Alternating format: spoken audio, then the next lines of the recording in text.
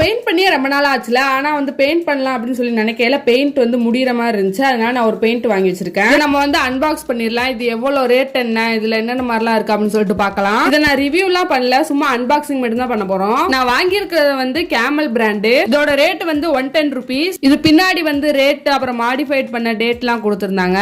Quality wise வந்து பார்க்க சூப்பரா தான் இருந்துச்சு.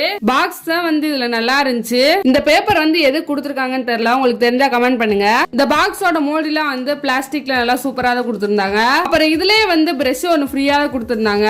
இதுல வந்து 24 ஷேட்ஸ் கலர் இருந்துச்சு. நான் இது வாங்குறதுக்கு வந்து ரீசனே இதுதான், நிறைய கலர்ஸ் இருந்துச்சு, அதனால தான் வாங்கினேன். எல்லா கலர்ஸ்லயுமே டார்க் கலர் அப்புறம் லைட் கலர்லாம் கொடுத்திருந்தாங்க.